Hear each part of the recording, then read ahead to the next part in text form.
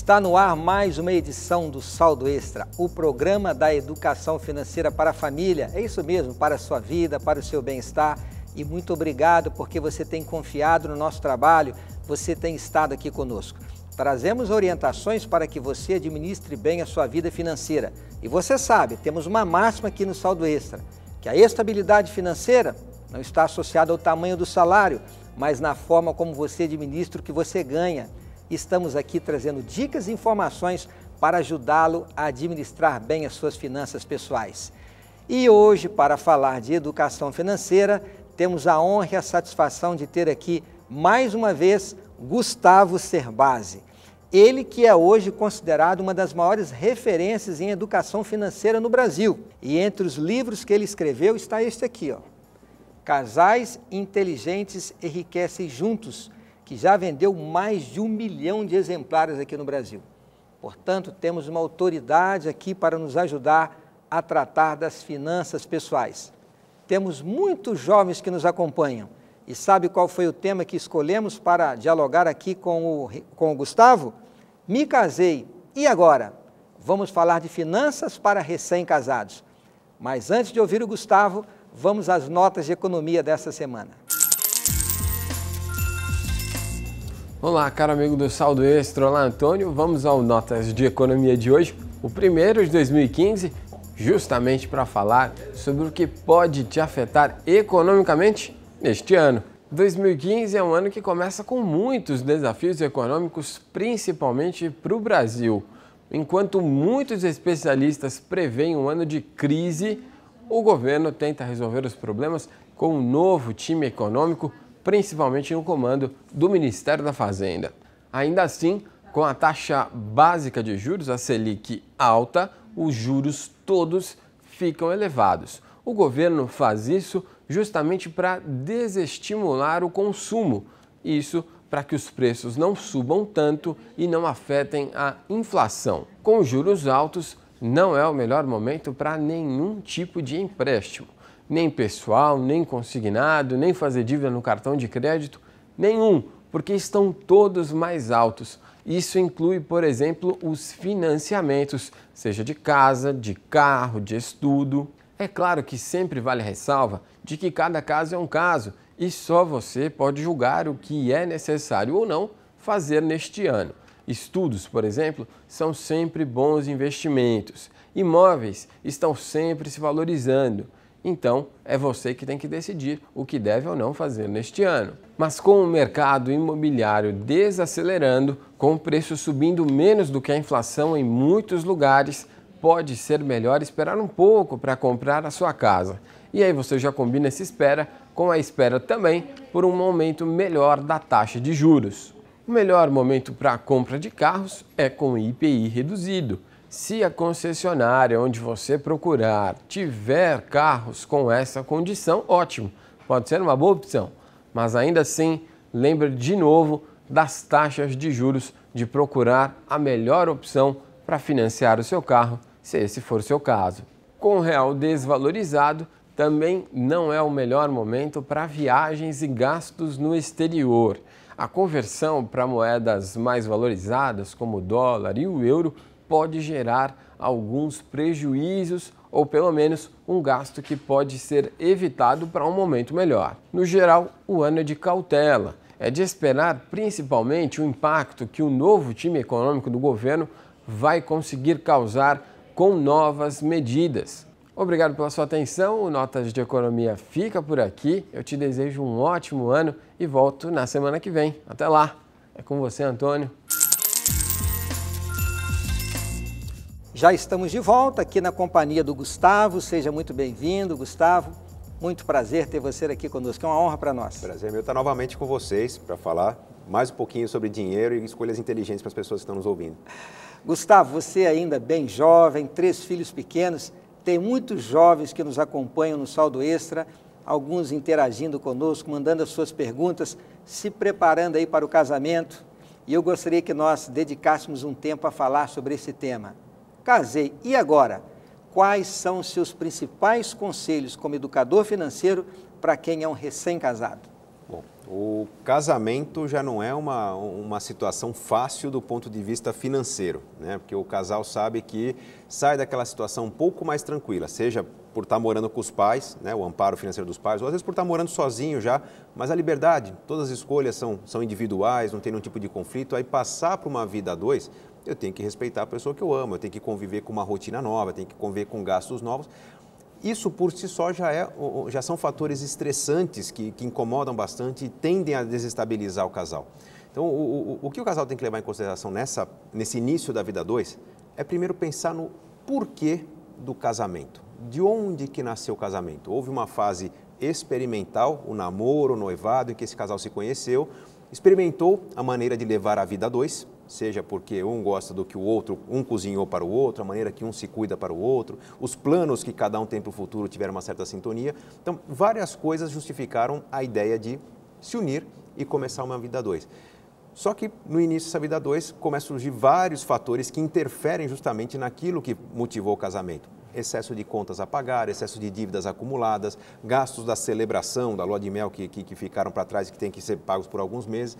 Então, é natural que o casal sofra um sentimento de dificuldade, bata até um certo arrependimento de escolhas feitas. Por que eu comprei aquele vestido? Por que nós fomos para aquele lugar? Por que decoramos a casa? Né? E aí há uma incoerência. Por que se arrepender de coisas boas que aconteceram? Então, primeiro, o que faltou? Faltou refletir um pouquinho sobre o que deveria ser o ideal num relacionamento. O que eu espero da vida 2? Eu espero continuar aquilo que eu fazia na fase do noivado. Se eu tinha o hábito de cozinhar para a pessoa que eu amo, se eu tinha o hábito de me cuidar para a pessoa que eu amo, se eu tinha o hábito de me vestir, de sair para jantar de vez em quando, de reunir amigos, o ideal é que isso continue após a celebração do casamento. E as pessoas vão dizer, mas espera aí, mas agora surgiu o custo da casa, surgiu o custo de obrigações que nós passamos a ter. Tudo isso são fatores de escolha do casal.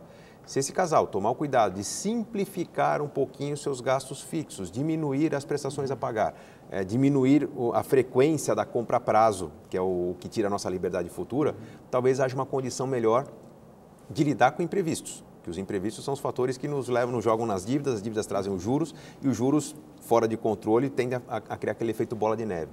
Então, o que é preciso? Flexibilidade no orçamento, ou seja, menos compromisso fixo a pagar, para saber lidar com mais tranquilidade com contas novas que surgem, com algo que não estava nos planos ou com alguma dificuldade. Para quem já está nessa situação, né, já estou com as contas para pagar, já estou com as dívidas acumuladas, o que fazer? Reconhecer o erro e dar passos atrás. O momento do casamento nos traz o privilégio dos presentes, das novidades. A gente ganha um eletrodoméstico, a gente ganha alguma decoração. Ter a humildade, né? Por mais simbólico que seja aquilo, de repente eu fotografo, eu mando uma foto para a pessoa que me deu, agradeço, mas se há algo que eu não preciso naquele momento, me desfazer de alguma coisa. Hoje é muito fácil vender nesses leilões virtuais, esses comércios eletrônicos, coisas usadas. Eu posso vender um eletrodoméstico que eu ainda não abri, eu posso vender alguma coisa que eu não estou usando. Posso até pensar, quem está no imóvel alugado, né, repensar a lógica do meu imóvel, pensar em me mudar para um imóvel um pouquinho menor daqui a alguns meses, com o objetivo de diminuir os gastos que foram assumidos, diminuir o custo fixo e voltar àquela situação mais fácil de respirar, que é aquela em que eu tenho gastos, verbas para o lazer, que eventualmente eu vou cancelar quando tiver imprevisto, mas eu vou ter uma rotina de cuidados para mim e cuidados com a pessoa que eu amo. Você usou uma palavra que no mundo corporativo é fundamental, a palavra orçamento. Nós aqui, como Rede Novo Tempo, temos o orçamento que direciona as nossas atividades. A população brasileira, a família brasileira, já se acostumou a viver com orçamento? Que conselho você daria aos jovens casados? Como elaborar esse orçamento de uma forma bem prática? As pessoas não se habituaram à ideia do orçamento. A gente vê nas pesquisas, quando a gente visita uma família, que as pessoas têm o hábito de controlar suas contas. E até sabem por que estão no vermelho, sabem por que falharam. Agora, isso não é orçamento. Orçamento não é saber o que eu gastei no mês que passou. Orçamento é eu, com base no mês que passou, eu vou desenhar o mês que começa. E aí eu vou determinar verbas para cada item que eu quero gastar. Quando a pessoa tem uma renda mais baixa ou quando recebe em dinheiro, né, às vezes a trabalhadora diarista, às vezes o trabalhador da mão de obra da construção civil, quando a pessoa recebe em dinheiro, tem uma maneira muito fácil de entender o conceito de orçamento, que é dividir aquele recurso em envelopes. O envelope do mercado, o envelope da farmácia, o envelope que eu vou dar para o meu pai que eu ajudo, né? Esse é o conceito perfeito de orçamento, porque qual que é o grande objetivo dos envelopes? Eu vou tirando o dinheiro da farmácia, eu vou tirando o dinheiro do mercado. Vai chegando perto do fim do mês, eu vejo que está acabando, o meu lado não consciente do cérebro começa a reagir, bate o medo de faltar. Então, esse próprio medo de faltar já vai fazendo com que minhas escolhas sejam mais cuidadosas, eu vou lidando melhor com aquele dinheiro que está ficando escasso. Pode ser que no imprevisto, eu estou falando de farmácia, puxa, um filho ficou doente, eu tenho que usar mais do que eu tenho de dinheiro da farmácia, então eu vou tirar um pouquinho do envelope do mercado e pôr na farmácia. Essa combinação de escassez, de ser que está acabando, faz com que eu esteja no estado de alerta importante para tentar não gastar aquilo que não está nos planos.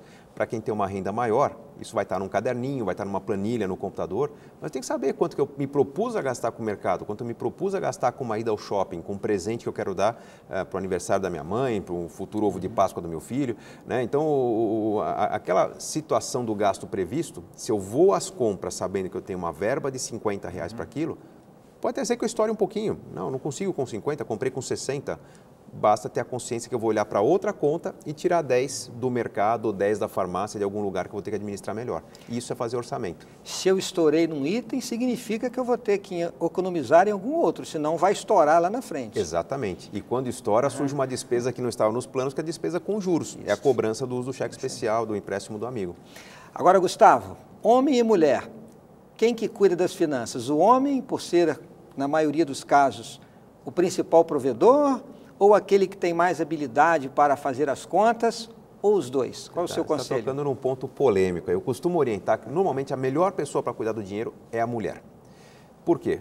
Normalmente, o provedor, que na nossa realidade brasileira, ainda com tradição, né, o que vem dos tempos mais antigos, ainda o homem é aquele que tem a responsabilidade de prover a família.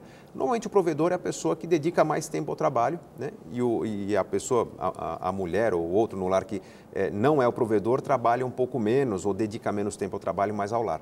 Quem tem mais tempo dedicado ao lar deveria ser a pessoa ideal para lidar com o orçamento. Por quê? Vou pegar o exemplo tradicional, o estereótipo da mulher. Muita gente diz que a mulher é quem mais erra ao lidar com o dinheiro. Não é que ela mais erra, a mulher está mais exposta a decisões de consumo. Se você pegar uma família tradicional, quem que vai à farmácia comprar um medicamento? É a mulher. Quem vai à papelaria comprar o material escolar do filho? É a mulher. Quem vai ao shopping comprar alguma coisa que está faltando no armário? É a mulher. Então, não é que ela é impulsiva. Toda vez que você se depara numa situação de consumo, existe o estímulo comercial, o estímulo da propaganda. Então, ou às vezes até o estímulo da lembrança. Às vezes ela foi à farmácia comprar um medicamento e lembrou-se que não tinha, ou que estava faltando algodão em casa. Aquele algodão comprado fora dos planos é algo que, fora dos planos, vai bagunçar um pouco o orçamento. Então, o ideal é que aquela pessoa que esteja mais exposta ao consumo seja a responsável pelo controle financeiro, para ter a consciência de que, se foi a um determinado consumo, se gastou mais do que estava previsto, deve-se olhar para o outro lado do orçamento e tirar algum item que pode ser economizado. Pensando na situação inversa, que é a mais comum, né, de que existe um provedor, geralmente esse provedor é o homem, ele menospreza o papel da mulher na família. Não, ela se ganha, ela ganha para as continhas dela, né, eu que mantenho a família. Perde-se aí uma ferramenta importantíssima, que é uma cabeça preciosa, que poderia pensar nas melhores soluções para o dinheiro. E geralmente eu condiciono a mulher a ter suas despesas menos preocupadas com os limites. Então não adianta eu dar bronca na pessoa que gastou mais do que estava previsto se ela não sabia que estava previsto. O ideal é que ela assuma as rédeas, e a mulher, como gerente financeira do lar, ela vai funcionar muito bem, porque ela toma muito mais decisões financeiras do que o homem no dia a dia, e isso vai fazer com que o dinheiro não falte. Agora, isso não quer dizer que o homem não vai conhecer com detalhes o orçamento, os limites, onde está gastando, o que não está gastando, porque senão é o seguinte, a mulher cuida e eu saio. Daqui a pouco ele está fora gastando mais do que ele deveria, comprando um acessóriozinho ou outro para o carro, Exato. De repente trocando de carro, e a mulher lá com toda aquela dificuldade para controlar a conta, porque está tendo mais saída do que entrada. Pelo que eu entendi do seu conselho é o seguinte, deixe que a mulher administre, mas o homem não deve ficar alheio, ele não deve deixar de conhecer os detalhes do orçamento e para onde está indo os recursos da família. Esse é o caminho. Esse é um ponto fundamental. Quando a gente determina que alguém vai ser o gerente do lar, né, o gerente financeiro do lar, isso não quer dizer que todas as decisões estão limitadas a essa pessoa. O planejamento sempre é do casal, as decisões são do casal. Planos mais complexos, uma viagem, uma reforma na casa, uma manutenção do carro, né, essas decisões devem ser tomadas a dois. E é importante que o gerente financeiro do lar, não importa quem seja, tire seus 15, 20 minutos por mês para conversar com o companheiro, com a companheira, para dizer quais são os parâmetros. Olha, nós tínhamos uma meta de gastar X com a farmácia, gastamos um pouco mais, então vamos apertar um pouquinho nesse mês para compensar, para que o outro tenha noção do que está acontecendo e principalmente, né, pensando já mais adiante, para que todos tenham consciência das poupanças que estão sendo feitas, para que estão sendo feitas. Se acontece uma fatalidade, quantas famílias hoje, às vezes entram num processo de inventário, mas nem tudo estava no imposto de renda, recurso fica perdido, parado num banco, não sabe que tem aquilo que é precioso para quem ficou. Então é importante que haja transparência. Se o casal tem algum tipo de temor, vai que o casamento não dê certo, vai que amanhã, né, tem que dividir. É o regime de casamento que diz o que é de cada um, não é o saldo, onde que está, em que conta, não tem por que ter essa preocupação. Eu quero ter um relacionamento transparente, eu vou escolher um regime de casamento adequado a isso e vou manter transparência nas decisões para não faltar dinheiro quando for importante. E não existe aquela história, não. Eu ganho mais do que você, então eu decido mais. Isso não deve existir. O fato da mulher, nós estamos falando de recém-casados, e hoje a realidade do Brasil é que marido e mulher estão trabalhando, quando não tem filhos, isso ainda é mais evidente. Isso quer dizer que o fato do marido ganhar mais do que a mulher, ou o contrário, não quer dizer que o que ganha mais vai mandar mais. É uma administração compartilhada, certo? Isso funcionava lá atrás, né? Quem ganha mais é o provedor. Na verdade, quando a gente fala provedor, é aquele que dedica mais tempo ao trabalho, tem mais renda. Mas hoje os casais, infelizmente, encontraram uma soluçãozinha que parece estar funcionando no curto prazo, que é cada um cuidar do seu dinheiro. Não, eu ganho, ela ganha e cada um cuida do seu dinheiro, cada um tem sua poupança, não sei quanto que cada um poupa aqui. Isso vai funcionar no curto prazo, né? Quando você tem duas pessoas com rendas diferentes e diferentes rotinas de poupança, diferentes hábitos de gasto, daqui a 15, 20 anos, você vai ter embaixo do mesmo teto um rico e um pobre vivendo juntos. Uma pessoa que conseguiu poupar mais do que a outra, uma pessoa que realizou mais sonhos do que a outra, uma pessoa que teve mais recompensas que a outra. Isso naturalmente vai se traduzir em frustração dos dois lados. Frustração de quem ganha menos, que não conseguiu acompanhar quem ganha mais. Frustração de quem ganha mais, que não conseguiu ter as férias do sonho, porque na hora de dividir o gasto com o companheiro, simplesmente via lá no outro uma incompetência em conseguir ter a verba para o padrão de vida que gostaria de ter. Não existe essa ideia de meu dinheiro, seu dinheiro. Num relacionamento nós temos a contribuição de cada um para a renda da família. Se um ganha muito mais do que o outro, há uma tendência de que aquele que ganha menos passa a servir de suporte. Todo o cuidado necessário no lar, na criação dos filhos, né, para que aquele continue ganhando mais do que o outro. Então, essa diferença, na verdade, são diferentes contribuições que cada um traz para um relacionamento. Então, se um ganha 10, outro ganha 1, a família ganha 11. Eu não acho que o que ganha 10 tem mais direito do que o que ganha 1. Se nós queremos, civilizadamente, definir uma verba para cada um gastar o que bem entender com as suas coisas pessoais, essas verbas têm que ser iguais. Digamos que numa renda de 11, por exemplo, o casal determine que R$1.000 será a verba para gastos individuais. Não é proporcional o gasto, é meio a meio. É 500 para cada um, para gastar como cada um bem entende com os seus cuidados pessoais, com o presente que quer dar para quem ama, com a rotina que não precisa prestar tanta conta, que são os picadinhos do dia a dia, o livro que eu quero ler, etc. Então, essa mesada tem que ser igual para que as pessoas tenham o mesmo padrão de vida embaixo do mesmo teto. Tem até algumas situações particulares de gente que traz, às vezes, um gasto de outro casamento que aconteceu. Não, tem uma pensão para dar para filhos, tal. Essa pensão é como se fosse uma mesada que sai da renda da família para uma situação que se criou antes. O outro que não tem essa pensão deveria ter uma mesada igual. E, eventualmente, ele ser o responsável pelo lazer do casal, por cuidar dessa vida. Mas para que se tenha essa sensação do equilíbrio, o sentimento de que estamos fazendo algo igual para ambos e não que um está pagando o preço por algum equívoco, por alguma falta de cuidado que o outro cometeu. Igualdade, equilíbrio, escolhas em conjunto, planos em conjunto é a receita para uma união financeiramente feliz. Em resumo, um ganha um X, o outro ganha Y. Não importa o tamanho, junta os dois salários, faz o orçamento com diálogo, todos sabendo e opinando aonde vai se gastar cada dinheiro, cada real do orçamento da família. Exatamente. O salão lá da esposa, a saída dela com as colegas, também a participação do marido, a questão do carro, que sempre acaba recebendo uma prioridade. Exato. Esse é o caminho? Até porque pode ser que hoje a situação seja que um seja o provedor. Quando ambos passam a vida discutindo aquele dinheiro como dinheiro da família, aquele que talvez trabalha menos, aquele que talvez ganha menos, se sinta na responsabilidade que no eventual desemprego do outro, tenha que arregaçar as mangas para correr atrás e se tornar o provedor da família também. Nós estamos falando do dinheiro da família, do planejamento da família e da responsabilidade de ambos para que isso aconteça bem. Quando um tem o papel de prover e o outro tem o papel de consumir, amanhã, se o provedor perde emprego, ele é o irresponsável da família, que ele não cumpriu o papel dele. Né? E você está criando uma desigualdade que vai redundar em frustração em algum momento. Se não for ao longo da carreira, vai ser na aposentadoria que vai ser insuficiente. Então, ambos têm que correr atrás desse projeto conjunto, familiar, de realização de sonhos e se dedicar na medida do possível para que esses sonhos aconteçam da melhor forma possível.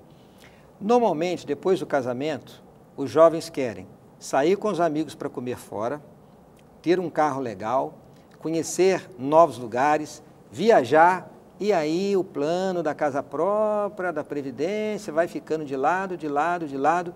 Quando que o casal deve começar a pensar no longo prazo? Pensando em aposentadoria, faculdade, escolas dos filhos, casa própria? Olha, eu diria que o longo prazo começa o mais cedo possível, Tots, porque vamos pensar no seguinte, o jovem, ele está experimentando a balada, está experimentando uma viagem com os amigos, está experimentando a condição de comprar o seu carro, né? E com o passar do tempo, tudo ao mesmo tempo não fica mais viável, porque eu saio da casa dos pais, tem que custear a minha moradia, eu saio do plano de saúde do meu pai, tem que ter o meu plano de saúde, o plano de saúde do casal. Quando eu começo a colocar tudo na planilha, não vai caber tudo. Então, eu tenho que aproveitar o casamento primeiro como uma condição em que duas cabeças pensam juntas a partir de então. Duas cabeças pensando são duas oportunidades de eu encontrar mais criatividade no uso dos recursos. Por exemplo, se ambos tinham um automóvel antes do casamento, de repente após o casamento eu posso dispensar um segundo automóvel, pensar numa moradia que seja ou mais perto do trabalho de um dos dois, ou próximo de um ponto de transporte público, ou que permita um dos dois levar o companheiro para o trabalho, mas que tenha uma inteligência financeira em que eu consiga eliminar alguns gastos para conseguir comportar outros que surgem. Óbvio que o sair com amigos, né, se era totalmente viável antes do casamento, eu quero ter após o casamento, valorizar isso, eu vou tentar valorizar de uma forma mais criativa. Convidar os amigos, talvez os amigos estejam se casando também, vou conversar sobre esse assunto, como é que fica agora a condição que todo mundo deve ter uma situação cada vez mais pesada no orçamento e passar a propor viagens diferenciadas, não necessariamente mais baratas, mas que eu combine milhagens com oportunidades de trabalho, vou viajar a trabalho, vamos pensar em estender o fim de semana, os amigos vão junto, são situações que eu posso amarrar condições ou de ter um veículo de trabalho, ou de ter uma viagem a trabalho, ou de ter uma necessidade de viajar em baixa temporada, já que recém-casado não tem filhos, de repente posso aproveitar uma fase mais barata, do que pegar a fase baladeira, né, mais cara, mais festiva, mais livre escolha que o jovem tem, que por ter renda e não ter tanto compromisso acaba sendo fácil. Em algum momento tem que reduzir aqueles gastos e usar a criatividade para substituir o elemento que pesava mais no bolso. Após o casamento, como você disse, pensar no futuro, pensar no longo prazo. Isto está relacionado com a palavra investimento. Qual é o primeiro investimento que você recomenda para o recém-casado? Seria a previdência privada? Seria aplicar em renda fixa? Já começar a pensar na casa própria? Sim. Pensando no longo prazo, como administrar essa reserva que você já mencionou? Guardar um pouco para os imprevistos. Qual é a melhor forma de começar a fazer uma reserva pensando no futuro? Bom, em todas as fases da vida, mesmo antes do casamento, deve-se ter a reserva de emergências, equivalente a 2, 3 meses do consumo, no caso familiar, quando a gente fala de casal, né? Então, eu vou pegar meu consumo mensal, multiplicar por 3, aquela meta de poupança que eu tenho que ter reservada. Próximo passo, contratar um plano de previdência. Quase todos que nos assistem deveriam ter um plano de previdência para complementar a pouca renda que teremos do INSS no futuro. Vou contratar um plano pensando em algo de base, eu não quero ficar rico na aposentadoria, eu quero ter uma condição mínima para que outros recursos sobrem para eventuais investimentos, futuramente se transformarem ou numa casa própria ou num negócio próprio, alguma coisa que eu tenha mais liberdade e não vincule a minha previdência, toda a minha sobrevivência futura. Então, pensando que fiz a reserva de emergências acessível, numa caderneta de poupança, contratei um plano de previdência, o recurso a mais que eu poupo pode ter até um grau de risco um pouco maior. Posso comprar um terreninho para construir, revender, alguma coisa que eu pense em fazer resultado maior do que aquele que eu consigo no banco. Quando se fala em casa própria, muita gente fala em poupança para casa própria, mas muita gente ignora que pode ser que a empresa que tem a responsabilidade de pagar o meu FGTS, contribuir para o FGTS, talvez não esteja fazendo o que é a responsabilidade dela. Então, pelo menos uma vez por ano, consultar o seu saldo no fundo de garantia lá na Caixa Econômica, saber se está tudo em ordem, perguntar no RH, né, se eventualmente tem alguma diferença, por que não está acontecendo. contribuir corretamente com o INSS, verificar se a empresa está contribuindo, são elementos que vão dar uma segurança muito importante, porque amanhã eu posso contar com um benefício que eu não tenho porque a empresa não contribuiu. E essa atenção vai fazer com que eu conheça melhor as ferramentas, entenda o processo. Quem tem um bom saldo no fundo de garantia pode dar entrada no financiamento da casa própria, pode dar um lance num consórcio ser contemplado, pode pagar prestações do financiamento da casa própria, prestações do consórcio, ou seja, eu posso usar aquele recurso para facilitar a compra da moradia. E com isso eu posso usar a minha poupança, né, para outros objetivos, seja de aposentadoria, de realização de sonhos, que vão dar aquela motivação necessária para eu ser um bom trabalhador, crescer em renda, crescer profissionalmente e aí colher resultados que talvez nos investimentos eu não colheria. Em resumo, eu devo pensar, o recém-casado deve pensar primeiro em fazer uma reserva para os imprevistos. Exato. Para não ter que entrar num cheque especial, no crédito rotativo, gastar com juros caso surja uma necessidade. Exatamente. Segundo, pensar na previdência complementar. Sem dúvida. O terceiro é fazer uma reserva que pode até ter, como você disse, um pouco de risco. Ou seja, um investimento que possa trazer um retorno um pouquinho maior, pensando até num ganho financeiro. Exatamente. O pessoal pensa logo em ações, Sim. não necessariamente. É algo que eu sei que vai valorizar um terreninho, que eu vou construir alguma coisa que eu agregue valor, não necessariamente um risco no mercado financeiro que eu não conheço. Né? Oportunidades que surgem, não é Sim, isso? Exatamente. Pensar nessas oportunidades e fazer uma pesquisa no mercado. O que está Exatamente. vindo por aí? Pode ser um loteamento, alguma coisa assim? Seria essa uma boa ideia? E tudo, você chamou a atenção no ponto importante, tudo com pesquisa. Eu vou contratar um plano de previdência pesquisando, eu vou investir num imóvel pesquisando, eu vou colocar meu dinheiro na poupança, mantendo-me informado sobre as regras, se não estou pagando imposto desnecessariamente, né, se não estou perdendo uma outra oportunidade. O conhecimento é fundamental para a boa escolha. Gustavo, muito obrigado. E para terminar, eu quero deixar com vocês, jovens, um texto da Palavra de Deus. Está no livro de Salmos, no capítulo 37, os versos de 3 a 5, e diz assim: confia no Senhor e faz o bem, habita na terra e alimenta-te da verdade, agrada-te do Senhor e Ele satisfará os desejos do teu coração. Entrega o teu caminho ao Senhor, confia nele e o mais Ele fará. Aqui diz que você deve alegrar a Deus. Isso significa servi-lo, amá-lo, viver a sua palavra. Agora, o conselho, entrega o seu caminho ao Senhor. Que caminho é este? O teu orçamento, o teu planejamento, as tuas escolhas, as suas decisões. Faça bons planos, programe a sua vida, pense no presente, pense no futuro, mas faça isto pensando na bênção de Deus ao teu lado. Escolha ter a bênção de Deus e você terá um caminho seguro. Obrigado pela sua presença e até a próxima semana aqui no seu programa Saldo Extra. Até lá!